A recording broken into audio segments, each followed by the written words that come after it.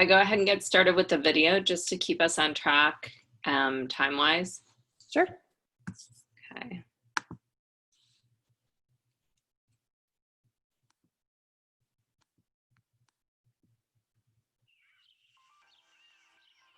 Girls in the Run is not just a running club. It's something that will build my confidence. It teaches me different things like how to grow as a person. It will give me more leadership skills and a way to connect to my friends more. This program is all about the development of girls, and running is just the avenue with which they choose to teach those lessons. We have 36 girls on our team, which is a lot. We're very blessed for that. And each girl can come with their own stories, their own lives, and their own experiences. This program, these lessons, help them all in a different way and get them all to the same point where they love themselves, they love who they are, and they're willing to take a step in the right direction rather than take a step back. We have to keep cultivating that. We have to start early. We have to help nurture women to support one another. So mentorship programs showing older girls with younger girls saying, hey, I'm here for you too. This is about us both advancing in life. That is absolutely vital.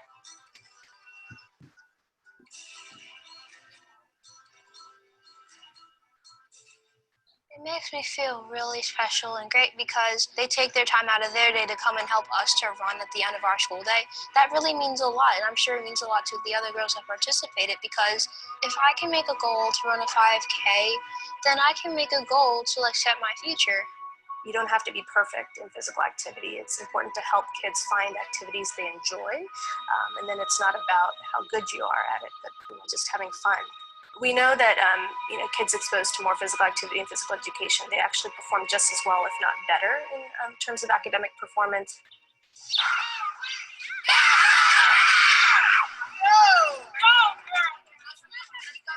I've seen them just completely transform some of the girls from day one all the way to the last day of practice.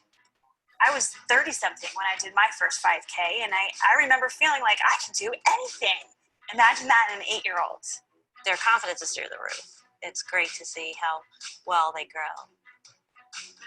Some of the girls ran 2 miles for the first time in their life, and they ran over, Miss K, Miss K, Miss K. I just did 20 laps, it's 2 miles, and they're not the same girls they were day one, so they're excited to see where they're going. They're excited to run 31 laps at school and then to go do this 5K and celebrate together. That is so much fun!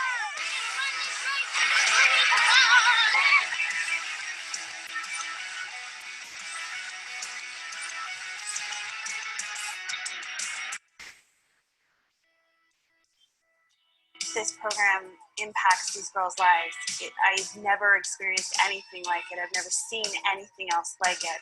To have a girl cross the finish line of a 5K while the entire season she kept saying, I can't do this, I can't do this, I can't do this, and to have her cross that finish line with her running buddy, holding hands, jumping over the finish line and saying, I did this, I can't believe I did this.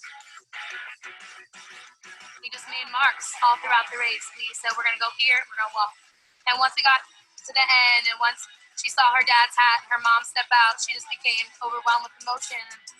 I'm so incredibly proud of her. She pushed herself the whole way. She could barely talk, and she pushed herself for 3.1 miles. So I'm so proud of you. And your dad and your mom are so proud of you. This is a program that deals with discipline. This is a program that talks about how when you're physically fit and your self-esteem is great, you can soar. You can do anything that the world has to offer.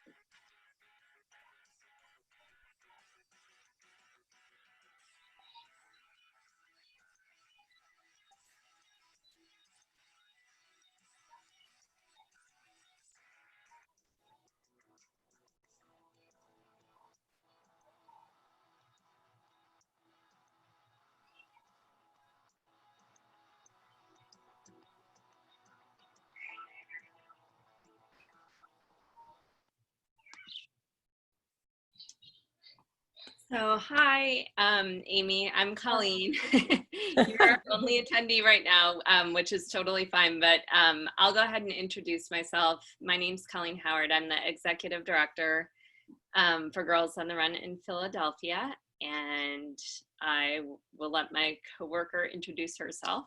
I'm Heather Plesteris, and I'm the program coordinator along with Colleen. So thank you for joining us. We may have there were a few other people that signed up for today's session. So we may have people chiming in, but we'll go ahead and get started just to stay on track. So the first part, actually before I talk about this, are you familiar with Girls on the Run already? Oh, I think you're. I'm not sure if can you hear me? I can hear you. Yeah. Okay. Yes. My daughter goes to Jackson School, and she really wanted to do it last year, but she had a Tuesday conflict, but then I think it probably didn't end up happening anyway because of shutdown. So yeah. I mean, I don't know a ton about it, but I have, a good idea, I guess. Oh, good. Yeah. Okay. Well, that's great. So really, we set up these information sessions for sort of two purposes. So one, for people who hadn't done Girls on the Run or didn't know about it, just to share some general information, and then to talk about the program options for this fall, since it's a little bit different than a typical season, and we're trying to accommodate as many schools or sites or families as possible. So we're offering some sort of unique ways for girls to form teams, either community-based teams or virtual teams, depending on what their family comfort level is with meeting in person or preferring to meet virtually. So one of the first things we were going to talk about is our core values. So the organization's core values are really the foundation for everything that we do. So all of the lessons are built around these, all of the long-term goals that we're trying to create and to instill in the girls through the program are really based on these. So you'll see them laid out here.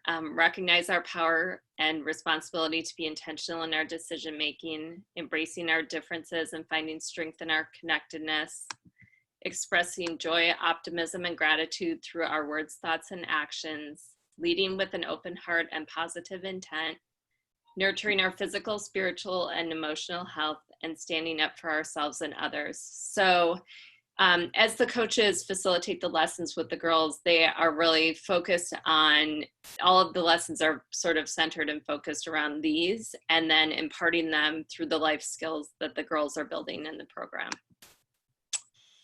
So the agenda for today, we're going to talk about the mission and vision of Girls on the Run and why it's important right now. Our fall program offerings and updates, the fall timeline for registration, parent and guardian involvement, and the girl registration information.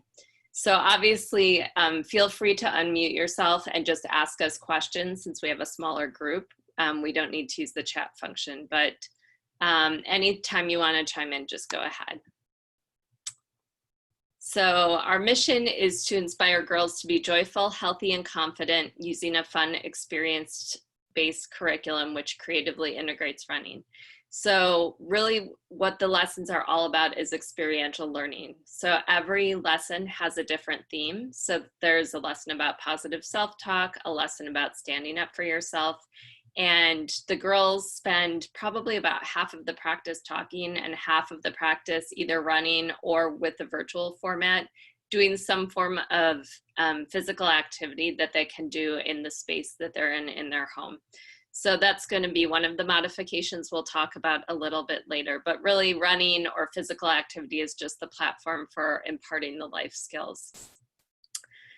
We envision a world where every girl knows and activates her limitless potential and is free to boldly pursue her dreams. So really, the program is all about self-empowerment. And it's interesting because I actually met with a prospective board member this morning whose daughters did the program at St. Mary's, and he said when he signed them up, he thought it was just a track program, and then they started coming home and talking about, no, we learned about this, we learned about how we should talk to each other. We learned about our emotions. So it is, I think, really important to make sure that everyone understands that that's really one of the key pieces of the program. So we really know now more than ever, I think what we learned in the spring, like you said, it did not turn out the way we expected. We actually got 4 practices in before things started to shut down. And we had a few teams that were able to hang on and keep meeting virtually with their coaches, which was really nice. But it was, everyone's world was kind of turned upside down, and it was hard for us to keep a lot of the teams engaged and going, even though we did send home lessons and videos. But now that we're going into it, knowing what we know that now more than ever, it's important for the girls to be able to connect, whether it's virtually or in person. So as we know, a lot of the girls in our community, no matter what their circumstances are, have faced a lot of challenges over the past few months. So really the goals of the program specifically this season are to connect girls with friends and mentors and to help them build a community. So whether the girls are going to be participating online or in person, they'll be with a team of 10 to 12 girls. And so really one of the main things we teach the coaches at Coach Training is how to help the girls build relationships with one another, and how as coaches they can help build relationships with the girls. Giving the girls space to identify and embrace their emotions. So the virtual lesson that we're actually going to show you is the emotions lesson. And Heather, fortunately, we were fortunate because Heather was one of the coaches involved in the pilot for the virtual practices. So she had a little bit of a preview of what some of those lessons were. Next, relationship building and communication for communication skills for girls missing out on interpersonal relationship building. So particularly if girls are either starting at a new school or if they're moving on from a K through 4 school to their middle school, we know it's really important for them to have a platform that they are able to build relationships both with their coaches, but also with some of their peers who might not be familiar to them. And then finally, setting goals and working hard to achieve them and having some kind of structure and purpose. So one of the sites that actually did participate and continued with the Goater at Home, which is what we called the spring program once it went online, one of the coaches that coached that team actually said that she found that some of the girls on her team, it made them more likely to be engaged with the online learning because they were participating in Girls on the Run outside of school as well. So we're really hoping that that can be one of the positive impacts that the program has for the girls participating, whether it be online or in person this season. So the traditional program offerings look a little bit like this. So a regular season is typically 20 practices. For this season, we are doing 16, and the reason is we know that we are going to have some teams meeting in person, and they might want to meet more frequently so that they can try to get all of their practices in before a shutdown might happen again. So we condensed it for this season.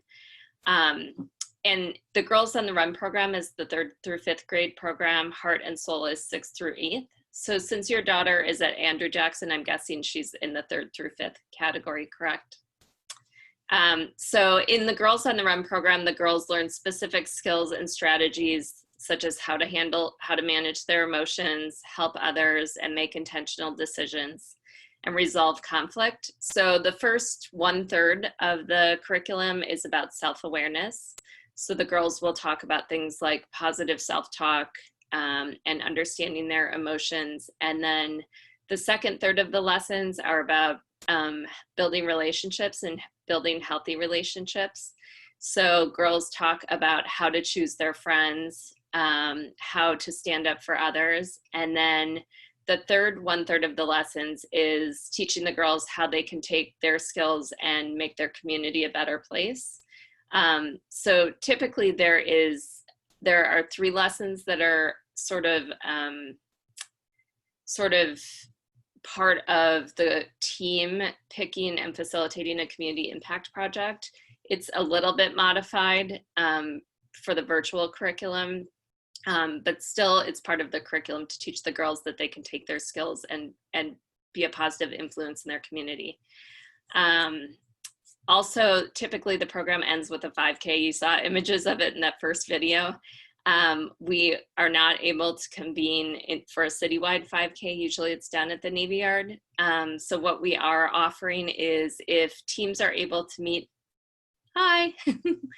if teams are able to meet in person in their small 10 to 12 girl teams, they could do a site-based 5K. So they might meet at their school or at the park where they've been practicing and do their 5K just as a team of 10 to 12 girls.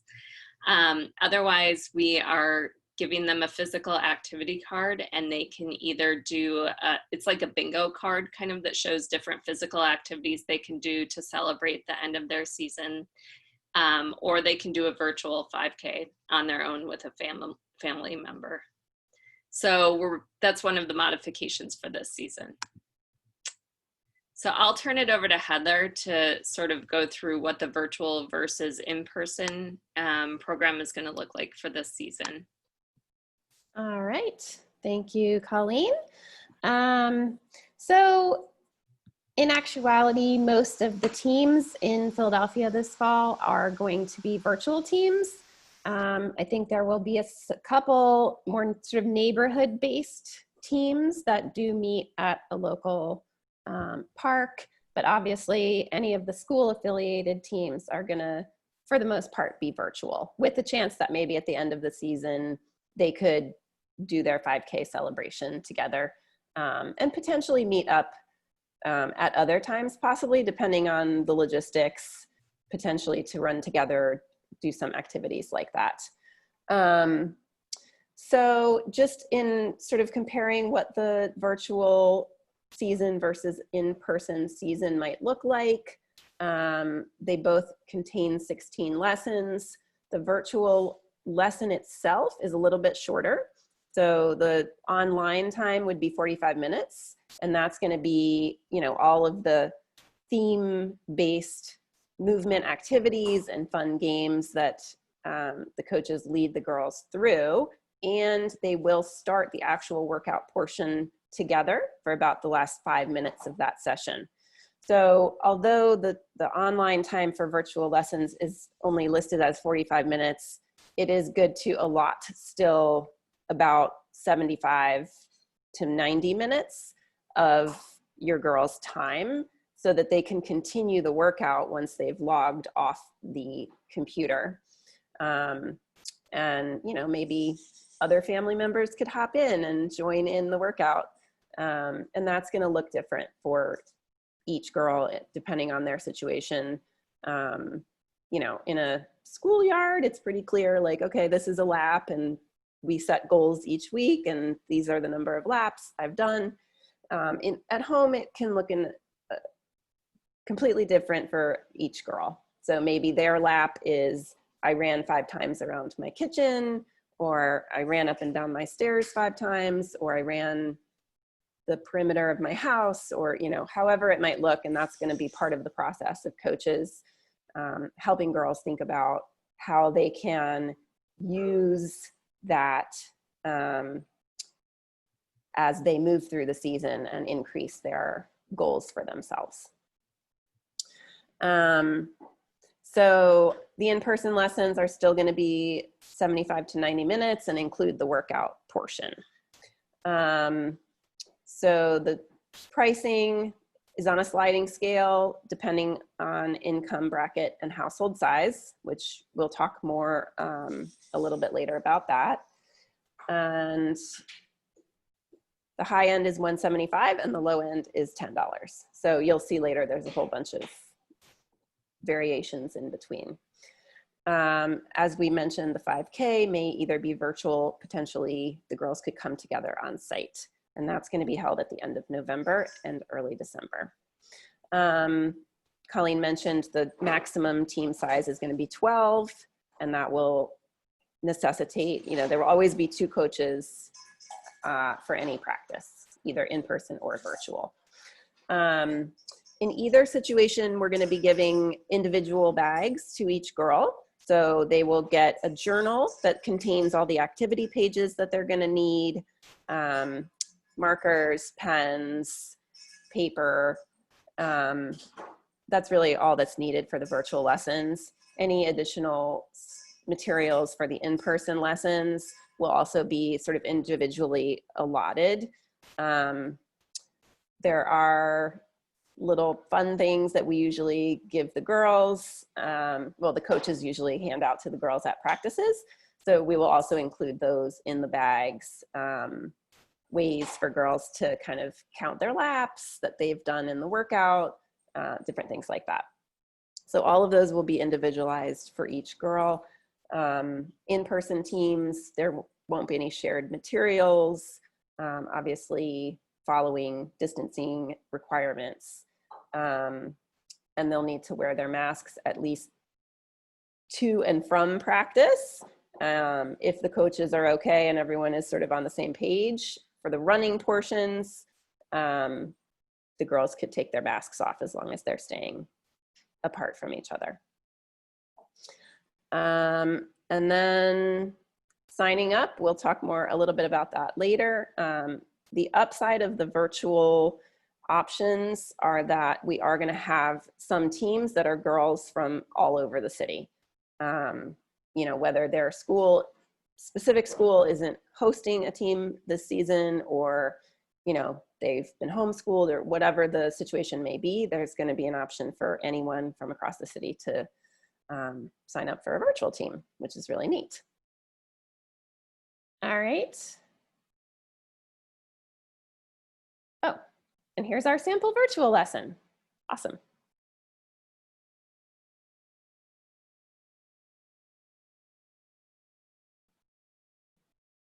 Oh wait, now I'm not hearing it. Happiness, sadness. Oh, there it is. Oh.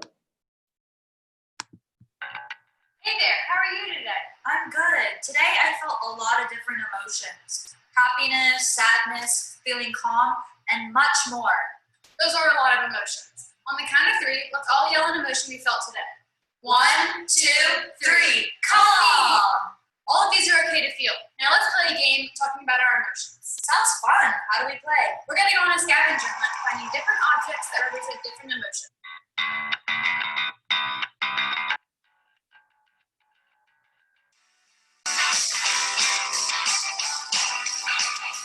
That sounds great. First, we're going to find a blue object that's preferably non-breakable somewhere in our house. Blue makes me think of sadness. On the count of three, we're going to go and find a blue object.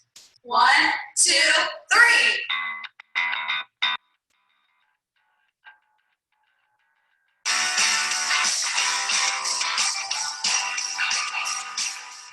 Alrighty, have you found your blue object? Great work. We found a blue cup that represents sadness. Now, place it on a flat surface, and we're going to go find our next object. Now you're going to find a yellow object which represents happiness. Ready, set, go.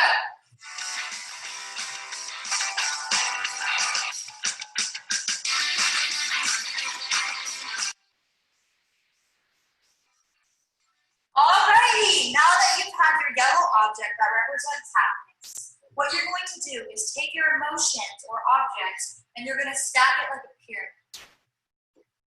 Green represents jealousy. Now on the count of three, we're going to go find a green item. 1, 2, 3.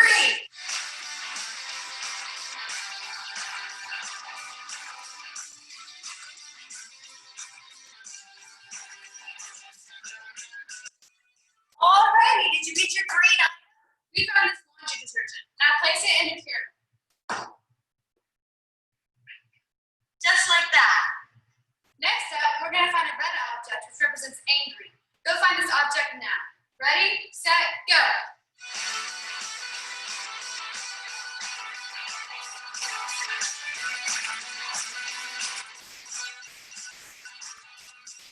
Alrighty, I got this dog toy that represents anger. Now I'm going to add it to our tower. Alright, next is pink. Pink represents excited. On the count of three, go again and look for a pink item. 1, 2, 3.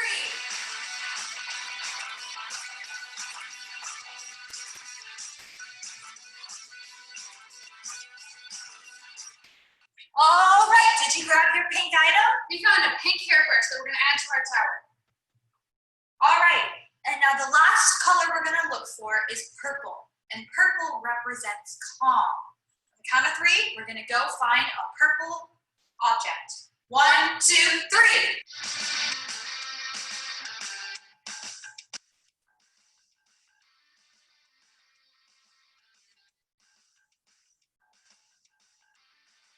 All right, did you grab your last item?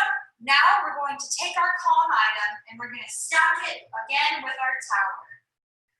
Awesome, now that we've built our tower of emotions, we're going to see what happens if we try to remove one item. Let's try jealousy, which is also green.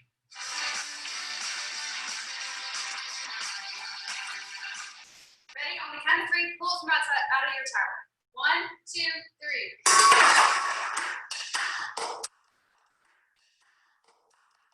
Whoa, look what happened to our tower. Does yours look like ours?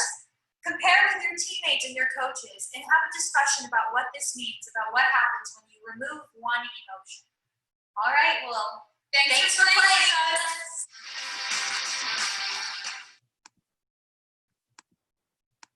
So that was an example of what is called an energizer. So that wasn't actually a video of the coaches with the girls. That's a video that the coaches would show, the girls would follow, and then do the activity, and then there would be processing for between the coaches and the girls about what sense they made of this and what it means to them about emotions. All right, so for in-person teams, we've talked about a couple of these already, but there are going to be some increased safety precautions, of course. Fewer girls on each team. The curriculum actually has a modification manual about each specific lesson and how the activities have been changed to try to keep girls at distance and minimize contact points. We've definitely added significant coach training with regard to safety procedures, as well as just dealing with any, social and emotional trauma that girls might be bringing this season, including hand sanitizer, cleaning supplies, and then the mask requirement, which I mentioned earlier. All right. Okay, so our timeline for the fall registration is actually open.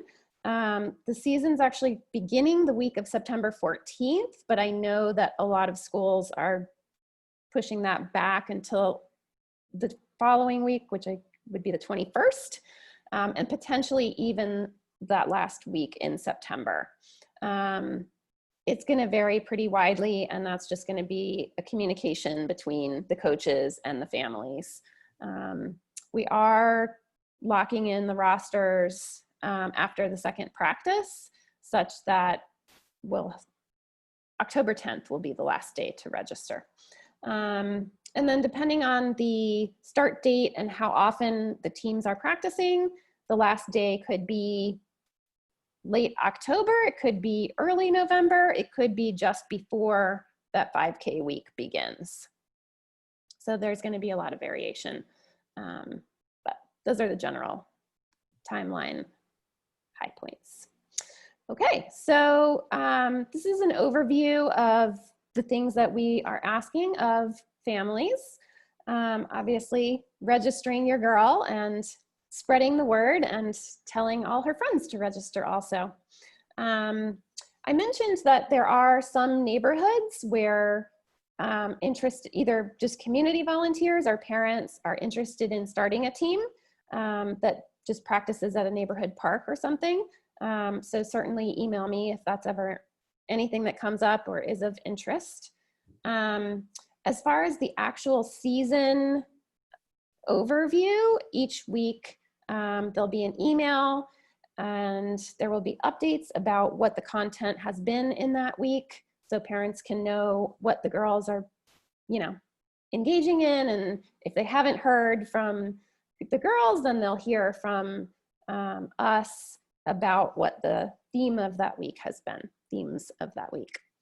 I mentioned earlier that it may entail a little bit more sort of supervision, especially for younger girls, just making sure that they're getting logged on at the right time. And then, as I said, the workout portion for the virtual teams is going to be happening after they've logged off with the rest of their team. So encouraging them to continue their physical activity, even though they're not on with their team directly anymore. And then during 5K week, supporting in whatever version her team is completing the 5K, whether that's virtual and you are sort of a family running or movement buddy, or if there is going to be a site-based 5K, just helping get your girl there and generally being a supportive community member. And of course, at any point, if any questions ever come up, feel free to email me or Colleen, but that's my email there. All right, that's our website where registration is housed. There are going to be Monday, Wednesday citywide teams and Tuesday, Thursday citywide virtual teams. So depending on your preferred date and time, there's flexibility in that.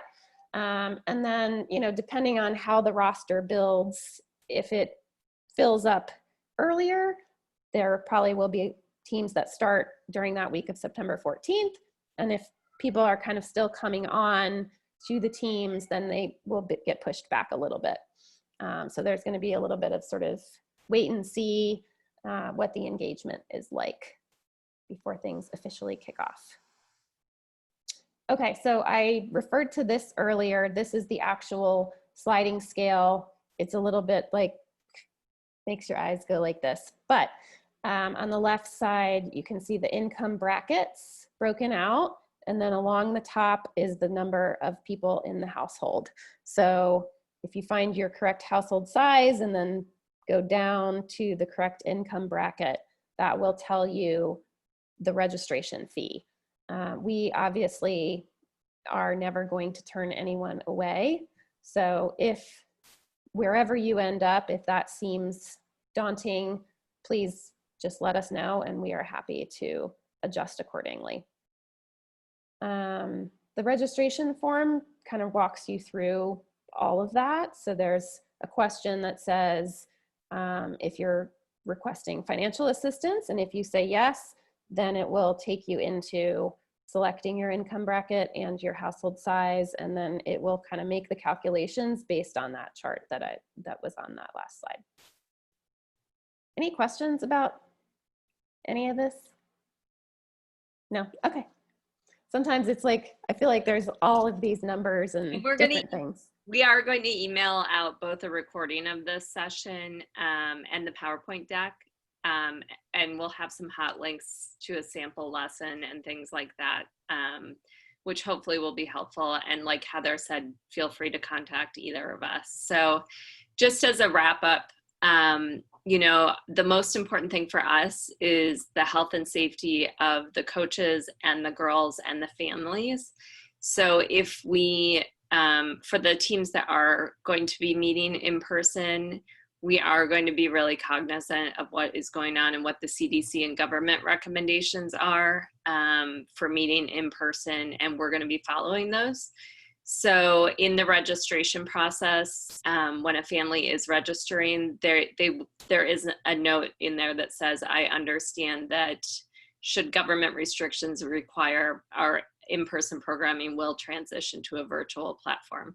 So it won't end altogether. Another thing that is in a typical season when a school or a site signs up to host Girls on the Run, they are required to have both an outdoor space and indoor space for running because we don't want to cancel practice when it's rainy or snowy or cold or too hot. So unlike a typical season, if you are on an in-person team and if there is a day where the weather is too bad to practice outside, we will be having the coaches transition that particular practice to virtual platform, or given the flexibility with the scheduling this semester and the fact that families won't be relying on it as after school care necessarily, they would be able to just cancel for that day and then pick up, say that they were on lesson 5 Tuesday, lesson 6 was going to be Thursday and it was a rainy day and they just canceled practice. They would do lesson 6 on Tuesday.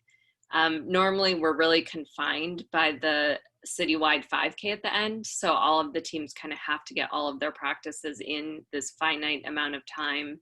Particularly in the fall, it's really tight because school starts after Labor Day.